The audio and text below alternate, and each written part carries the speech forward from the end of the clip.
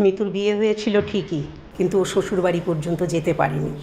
বিয়ে করে ওকে নিয়ে যখন ফিরছিল তখন অ্যাক্সিডেন্টে ছেলেটা মারা যায়। মাত্র কয়েক ঘন্টার বিয়ে, না কোনো সংসার, না একসাথে থাকা, কোনো সন্তানও নেই। মেয়েটা কি দোষ করেছে বলো? ও কি সারা জীবন একা থাকবে? ওর কি কখনো বিয়ে হবে না? কেন? এতই যদি সহজ ব্যাপার হয় তাহলে আমাকে কেন তুমি আগে বলোনি মা? বাবা, তোমার বিয়ে বা তোমার একটা কন্যা সন্তান আছে, এটাও তো আমি ওকে জানাইনি।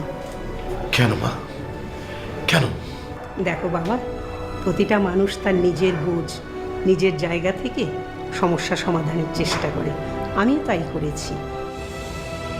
আমার মনে হয়েছিল ওর বিয়ে, তোমার সন্তান, এসব নিয়ে সময় নষ্ট না করে বিয়েটা দিয়ে ফেলি। আর তোমরাও তো যথেষ্ট বড়, ভেবেছি তোমরা এই সমস্যার সমাধান করে নিবে। অথবা বলতে পারো আমি এসব বিষয় নিয়ে সময় নষ্ট করতে চাইনি। মা, মাঠে কিরকম যুক্তি? তোমার চেয়ে আমার অভিজ্ঞতা অনেক বেশি বাবা। দেখবে সব ঠিক হয়ে যাবে। যাও বাবা, এখন ঘরে যাও, যাও।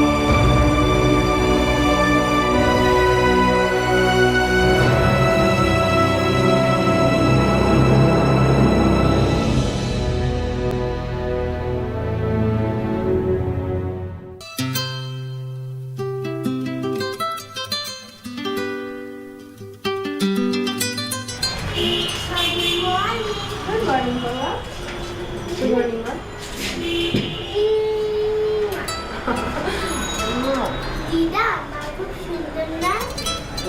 খুব সুন্দর।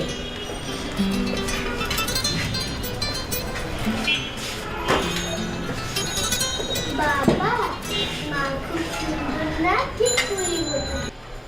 হ্যাঁ, নাস্তাটা সেরে নাও, বাবার অফিস, তোমার স্কুল। দিদা, আজকে নতুন মা আসছে, নতুন মার কাছে থাকি না, আজকে আর স্কুলে না যাই, নতুন মার সঙ্গে খেলা করব। শোনো মা, তোমার মেয়ে কি বলছে। আমারও একটা কথা আছে। তোমার সংসার এতদিন আমি সামলিয়েছি, আর পারবো না। কাল থেকে আমার ছুটি। এবার তোমার সংসার তুমি বুঝে নাও, তোমার মতো করে চালাও। জি।